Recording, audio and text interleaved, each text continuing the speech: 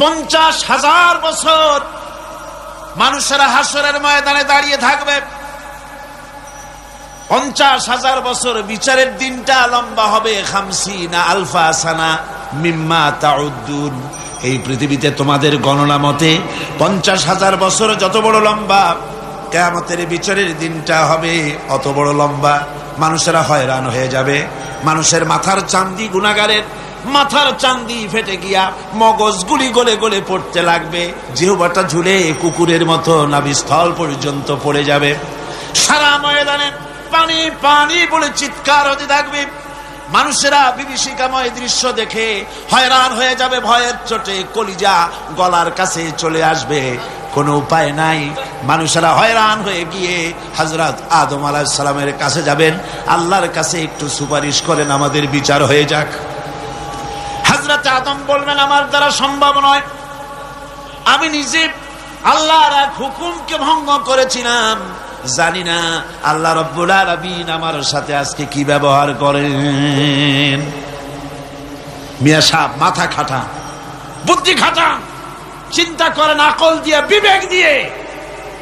আবাল বাশার আদম আলাইহিস সালাম আল্লাহর দরবারে কথা বলতে সাহস পাবেন না। বলবেন নূহের কাছে যাও। নূহ আলাইহিস সালাম বলবেন, আমি পারবো না। ইব্রাহিমের কাছে চলে যাও। ইব্রাহিম আলাইহিস সালাম বলবেন, আমিও পারবো না। সকলে এক এক অজুহাত দিবেন। বলবেন যাও মুসা আলাইহিস সালামের কাছে, তিনি বলবেন আমিও পারবো না। যাও ঈসা আলাইহিস সালামের কাছে। হযরত ঈসা বলবেন, আমি তো পারবোই না, কারণ গোটা পৃথিবীর শত শত কোটি নাসারা আমারে আল্লাহর ছেলে বলেছে, আমি তো তাদেরকে কথা বলতে পারি নাই। জানি না আজই হাসরের ময়দানে আল্লাহ রাব্বুল আলামিন আমার সাথে কি ব্যবহার করেন।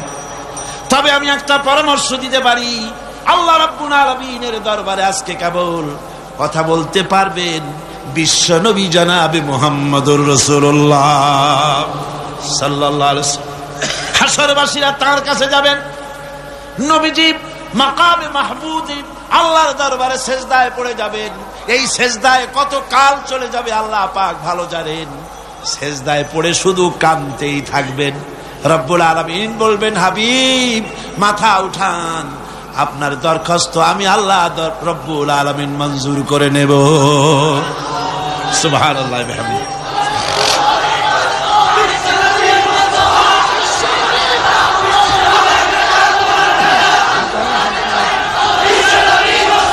আমার ভাইয়েরা, ওই আল্লাহ রাব্বুল আলামিন বলেন, কিয়ামতের দিন, কিয়ামতের দিন, কিয়ামতের দিন আমার সামনে আমার বিনা অনুমতিতে কেউ কথাও বলতে পারবে না।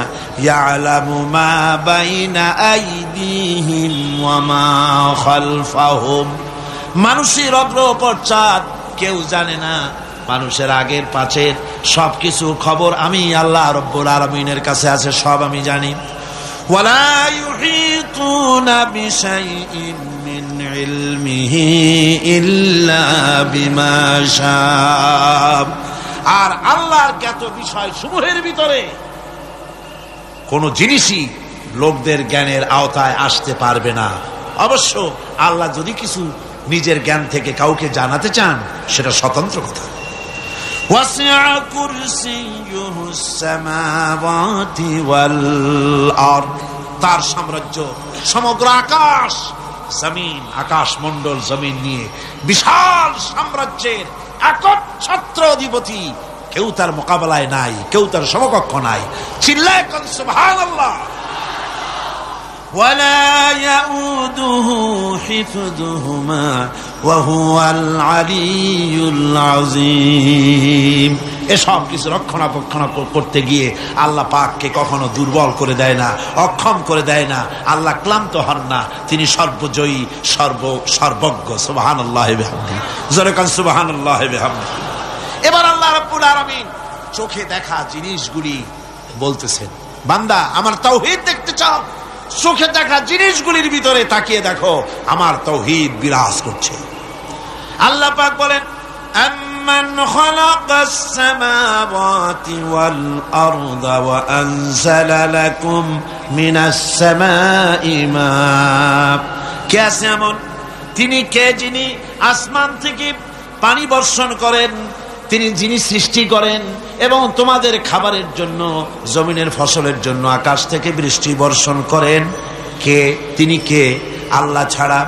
এবং ওই বৃষ্টির পানি দিয়ে জমিন থেকে ফসল উদ্গত করে দেন। তোমরা কি নিজেরা এই ফসল উদ্গত করতে পারো? তোমরা নিজেরা তো পারো না। আমি আল্লাহ রব্বুল আলামিন আকাশের পানি দিয়া, বৃষ্টি দিয়া জমিনের ফসলগুলি উদ্গত করে দিয়ে তোমাদের খাবারের বন্দোবস্ত করি। আইলাহুম মাআল্লাহি বাল হুম কওমুন ইয়াদিলুন।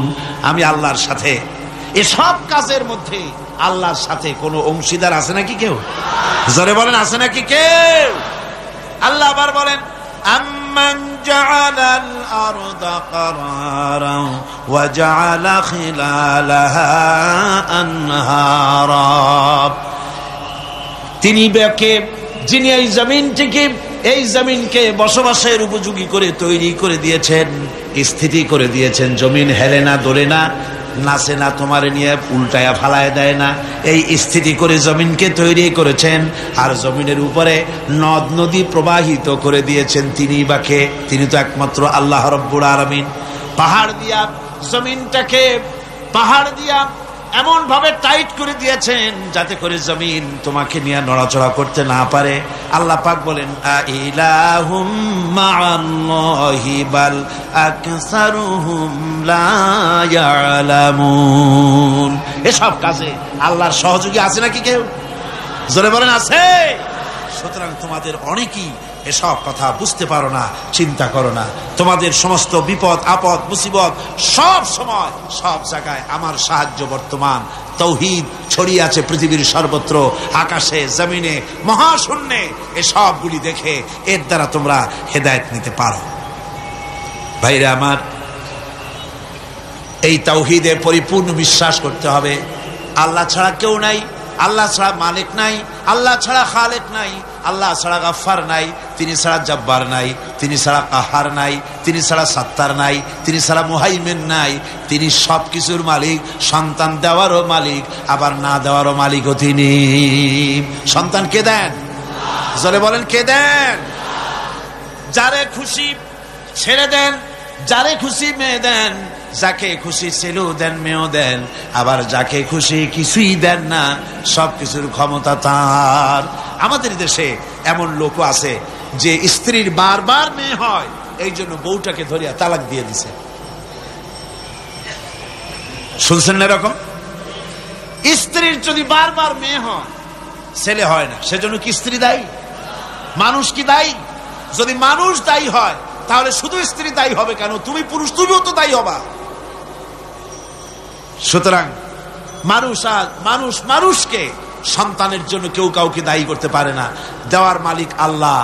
সন্তানও দিতে পারেন, নাও দিতে পারেন, সবকিছু তিনিই করতে পারেন। এখন এই তাওহীদের মুমিন ব্যক্তির উপরে তাওহীদের 10টা দাবি আছে। অনেকগুলি দাবি, তার মধ্যে 10টি দাবির কথা আমি আপনাদের সামনে বলবো। কয়টা দাবি? 10টা ইনশাআল্লাহ। 10টি বড় দাবি। অনেকগুলি দাবি আছে মুমিনের প্রতি। ঈমান আনছি এ কথা বললেই হলো না, এ কথা বললেই হলো না। পশ্চিম দিকে সেজদা দিতে দিতে কপালে দাগ ফেললেই হলো না। তাওহীদ বুঝতে হবে, আর ঈমানের দাবি, তাওহীদের দাবি পরিপূর্ণ করতে হবে। সেটা কি? সে দাবি হচ্ছে মুমিন ব্যক্তির নিকট তাওহীদের যে মূল দাবি, সেটা হলো আল্লাহর মর্জিকে গুরুত্ব দিতে হবে সবচাইতে বেশি, আর মহব্বত করতে হবে আল্লাহকে সবচাইতে। এটা হলো তাওহীদের দাবি। সবচাইতে ভালোবাসতে হবে কাকে? আল্লাহ পাক কোরআনে কারীমের মধ্যে বলেন, ওয়া মিনান নাসি মান ইয়াত্তাখিযু মিন দুনিল্লাহি আনদাদান ইউহিব্বুনাহুম কাহুব্বিল্লাহ। মানুষের ভিতরে এরকম অনেক মানুষ আছে, আল্লাহরে যেভাবে ভালোবাসা উচিত সেভাবে ভালোবাসে না, বরং এত সব কিছু জানার পরে, আল্লাহর এত অবদান পাওয়ার পরে আল্লাহর পরিবর্তে মানুষকে বেশি ভালোবাসে। আল্লাহকে ভালো যতটা বাসা উচিত এরকম বাসে না। সুতরাং মুমিনের প্রথম দাবি হলো, তাওহীদের প্রথম দাবি হচ্ছে আল্লাহর যা করতে হবে আল্লাহকে খুশি করার জন্য। কারে খুশি করার জন্য? যা করব কারে খুশি করার জন্য? আল্লাহকে খুশি করার জন্য। আল্লাহর কথা অনুযায়ী, নবীর কথা অনুযায়ী কাজটি করতে হবে আল্লাহকে খুশি করার জন্য। আর ভালোবাসতে হবে সবচাইতে বেশি, জীবনের চাইতে বেশি কাকে? আল্লাহকে। আল্লাহ সুবহানাহু ওয়া তাআলা, তাকে ভালোবাসতে হবে। এটা হলো আপনার তাওহীদের প্রথম দাবি। তাওহীদের দ্বিতীয় দাবি, আল্লাহ রাব্বুল আলামিনের দরবারে কৃতজ্ঞতা স্বীকার করতে হবে, তার কৃতজ্ঞতা স্বীকারকারী বান্দায় পরিণত হয়ে যেতে হবে। আল্লাহ পাক বলেছেন, ওয়াশকুরু লিল্লাহি ইন কুনতুম ইয়্যাহু তা'বুদুন। প্রকৃতপক্ষে তোমরা যদি আল্লাহর বান্দাই হয়ে থাকো তাহলে কৃতজ্ঞতা স্বীকার করবে আল্লাহর, একমাত্র তারই প্রশংসা করবে, তার কাছেই শুকরগুজারি করবে। এই শুকরটা যদি বেশি করো তাহলে আল্লাহ খুশি হবেন। আল্লাহ বলছেন, লা ইন শাকারতুম লাযীদান্নাকুম ওয়া লা ইন কাফারতুম ইন্না আযাবি লাশাদীদ। আমার শুকর যদি আদায় করো বেশি করে, তাহলে আমার শুকর আদায় করলে নিয়ামত আমি বাড়ায় দেব। আর যদি না শুকর হও, কৃতজ্ঞ যদি হও, শুকরিয়া আদায় না করো, তাহলে মস্ত বড় শাস্তি আমি তোমাদের জন্য রেখে দিয়েছি।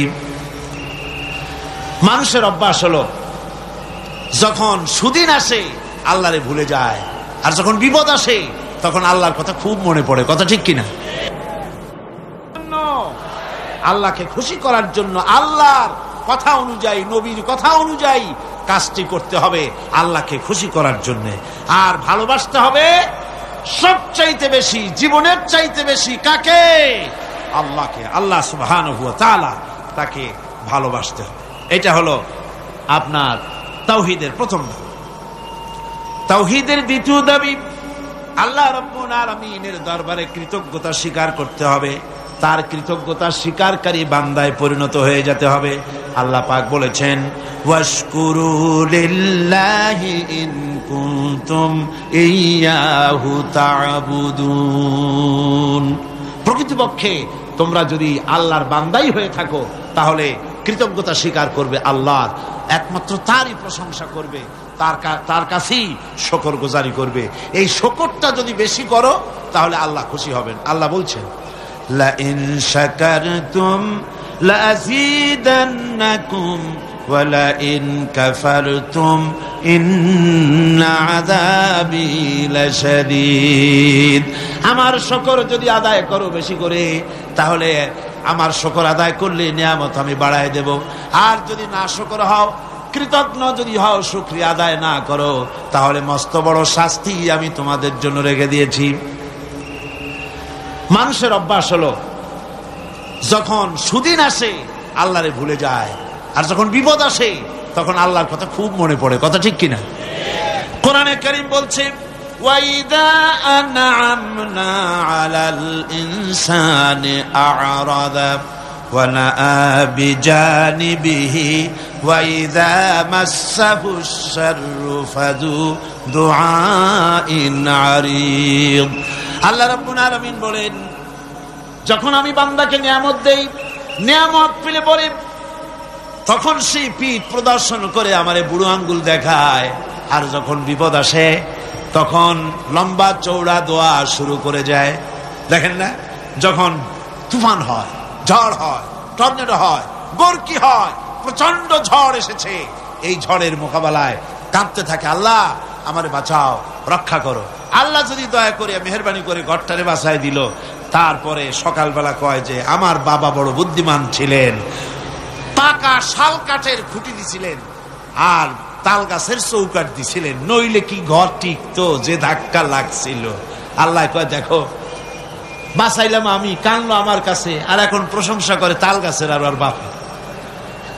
বিপদে পড়লে আল্লাহর কথা খুব মনে ওঠে, আর বিপদ যখন যায় আর মনে থাকে না। এক বেচারা তুফানের মধ্যে পড়ছিল, নদীর ঢেউ, প্রচন্ড ঢেউ, বলতেছে আল্লাহ কোন রকম রহম করে আমার একটু খাল পর্যন্ত নিয়ে দাও, তারপর আমি যাইতে পারবো না। বিপদ যখন আসে সে সময় আল্লাহর কথা খুব মনে পড়ে বান্দার, আর বিপদ যখন চলে যায় তখন আল্লাহকে বেমালুম মানুষেরা ভুলে যায়।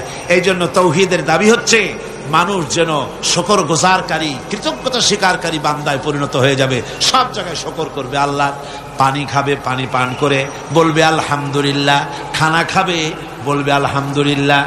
কোন একটা ভালো কাজ দেখবে, বলবে আলহামদুলিল্লাহ। সমস্ত প্রশংসা হবে আল্লাহ রাব্বুল আলামিনের। কার হবে? আল্লাহ পাকের শুকরিয়া আদায় করতে হবে। সমস্ত ব্যাপারই শুকরিয়া, কৃতজ্ঞতা আল্লাহ। গাছের ফল খুবই মিষ্টি। আম খেলেন, আমটা খুব মিষ্টি লেগেছে। প্রশংসা এমন হবে না যে এই গাছটা বড্ড ভালো, খুব মিষ্টি আম দেয়, বরং প্রশংসা হবে এই গাছের আমটা যিনি মিষ্টি করলেন সেই আল্লাহ পাকের। কথা বুঝে আসছে? ডাক্তারে ওষুধ দিল, রোগ ভালো হয়ে গেল, প্রশংসা ডাক্তারের হবে না, প্রশংসা হবে ওই ডাক্তারকে সঠিক ডায়াগনোসিস করার তৌফিক যিনি দিয়েছেন, যিনি ওষুধটাকে রোগ মাফ করার জন্য কাজে লাগাই দিলেন। প্রশংসা হবে সেই আল্লাহ রাব্বুল আলামিনের। সব সময় সমস্ত ব্যাপারে প্রশংসার একমাত্র প্রশংসা কার? আল্লাহ। মানুষেরা বোঝে না, মানুষেরা তাই কৃতজ্ঞতা স্বীকার করতে জানে না, আল্লাহ শুকরিয়া আদায় করে না। আল্লাহ পাক বলেন, আমার যত নিয়ামত দিয়েছি নিয়ামতগুলি খাও আর শুকরিয়া আদায় করো। কিভাবে? আলহামদুলিল্লাহি রাব্বিল আলামিন। সবাই পড়েন আলহামদুলিল্লাহি রাব্বিল আলামিন। একটুখানি জোরে সরে জিকির করেন লা ইলাহা ইল্লাল্লাহ, লা ইলাহা।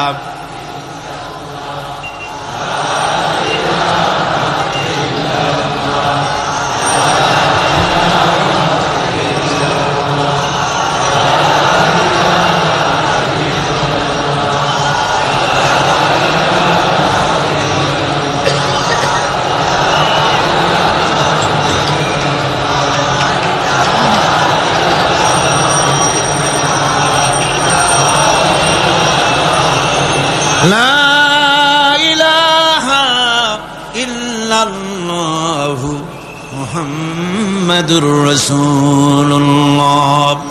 তাওহীদের তৃতীয় দাবি হচ্ছে, দাবিগুলি মুখস্থ করে যান, কাজে লাগবে, কিয়ামতের দিন কাজে লাগবে, দুনিয়ায় কাজে লাগবে।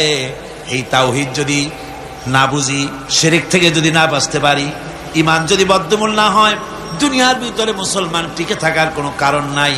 আল্লাহ সেই সব নামধারী মুসলমানদের কেন সাহায্য করবে? যারা নামাজ পড়বে, সেজদা দেবে আল্লাহরে, আর সাহায্য চাইবে কোনো কবরের কাছে গিয়া, কোনো খাজার কাছে গিয়া সেজদা দিবে যেখানে সেখানে। 3 নম্বরে তাওহীদের দাবি হচ্ছে কেবলমাত্র আল্লাহ পাককে সেজদা করবে, আর কাউকে সেজদা করা যাবে না। সেজদা হবে কার জন্য? চিল্লা এখন কার জন্যে?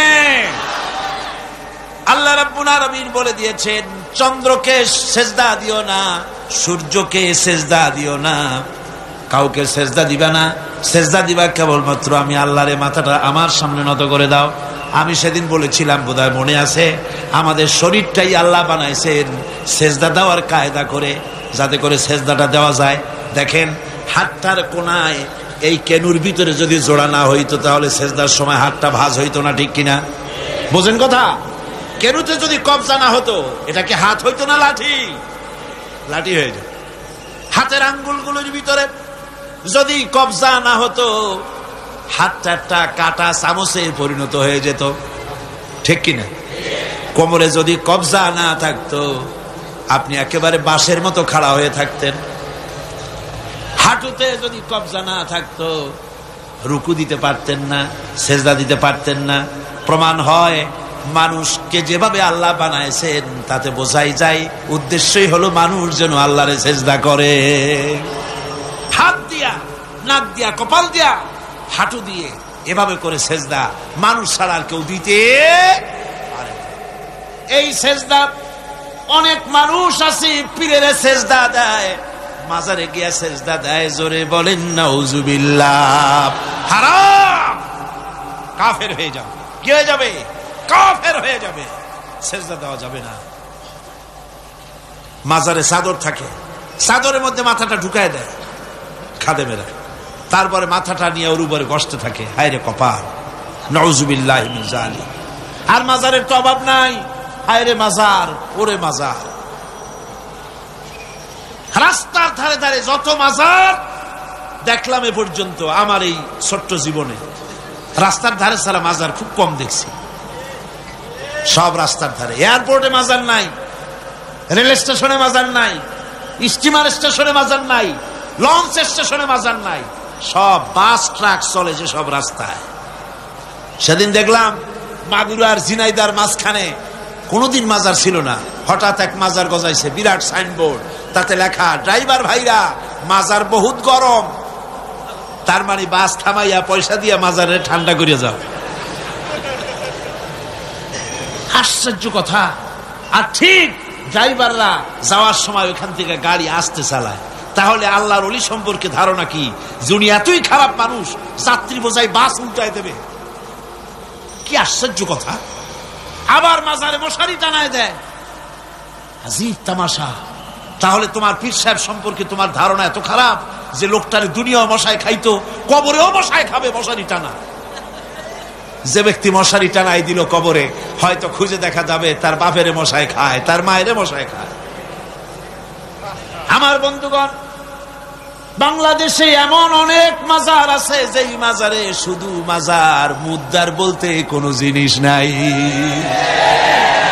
স্বপ্নে দেখা মাজার, স্বপ্নে পাইছে মাজার। তারপরে শোনেন শোনেন শোনেন আগে, ভেড়ামারা কুষ্টিয়া জেলা, সেখানে আছে হযরত ঘোড়া শাহ রহমতুল্লাহ আলাইহির মাজার। আবার রাজশাহীতে আছে বিড়াল শাহ রহমতুল্লাহ আলাইহির মাজার। ঘোড়া ভেড়া সব রহমতুল্লাহ আলাইহি হয়ে যাচ্ছে। এই জন্য এক কিতাবের ভিতরে লিখেছিলাম, একজন পীর সাহেব তার মুরিদরে একটা গাধা দিয়েছিল। গাধাটাকে নিয়ে এসে গরিব মানুষ এই গাধা দিয়ে ব্যবসা করত, এক বাজারের মাল আর এক বাজারে নিত, এইভাবে ব্যবসা করত। ব্যবসা করতে করতে একদিন হঠাৎ করে গাধাটা মরে গেল। বেচারা মহাচিন্তায় পড়ে গেল, হারে গাধা মরে গেল, আমি বাঁচবো কেমনে, আমি রুজি করবো কি দিয়া, এইটা দিয়েই তো ব্যবসা করতাম, কি করা যায়। শেষ পর্যন্ত রাস্তার ধারে মাটি খুঁজিয়া গাধাটারে কবর দিয়া সেই কবরের পাশে বসে কাঁদতেছে। দুপুর থেকে কাঁদতে কাঁদতে সন্ধ্যা হয়ে গেছে। এখন ওই দিন ছিল হাটবার, যারা বাজারে যাচ্ছে, যাওয়ার সময় দেখে যে একটা কবরের পাশে বসে একটা মানুষ কাঁদে।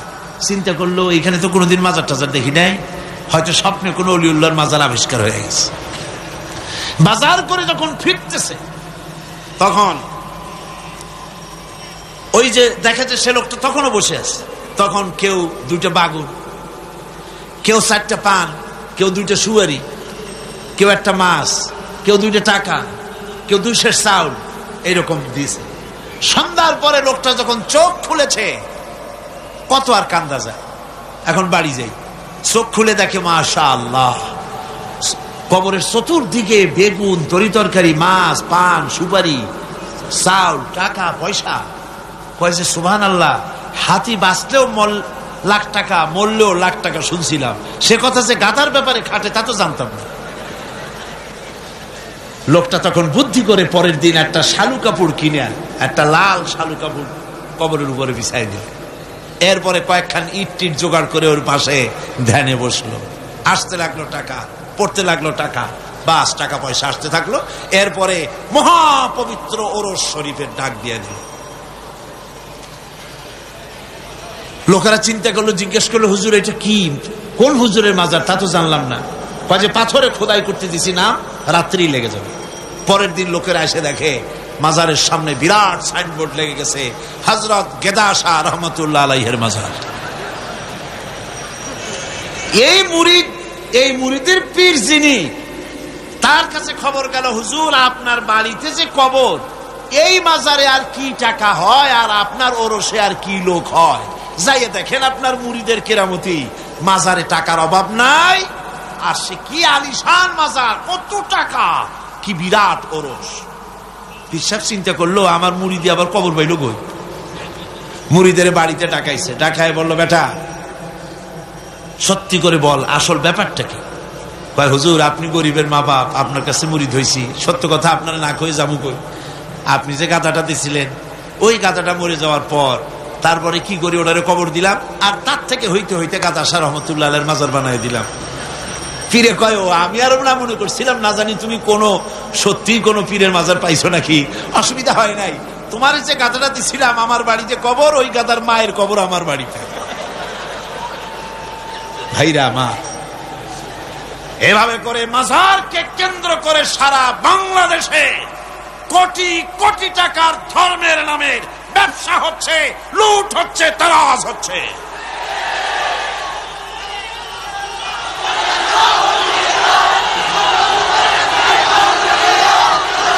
আমার বন্ধুগণ, সুতরাং মাজারে লক্ষ্য করুন, মাজারে সেজদা দেওয়া যাবে না, পীরের সেজদা দেওয়া যাবে না, মাজারে টাকা দেওয়া যাবে না, চাদর দেওয়া যাবে না, আগরবাতি দেওয়া যাবে না, পয়সা দেওয়া যাবে না, মোমবাতি দেওয়া যাবে না। দিবেন আপনারা? দিবেন?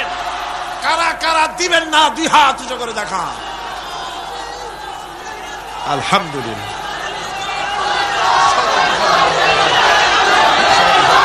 হাত নামান, হাত নামান।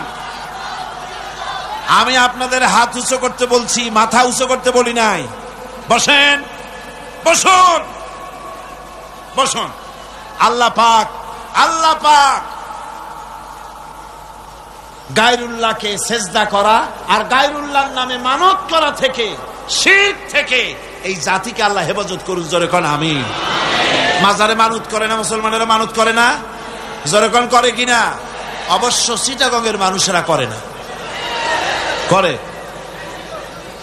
গায়রুল্লাহর নামে, আল্লাহ ছাড়া, ভালো করে শুনুন, আল্লাহ ছাড়া কারো নামে মানত করা জায়েজ নাই।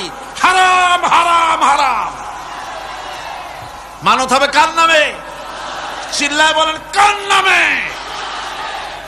সুতরাং আর মানত নয়, আর চাদর নয়, আগরবাতি নাই, এ সমস্ত ব্যবসা দুই হাতে বন্ধ করে দিতে হবে।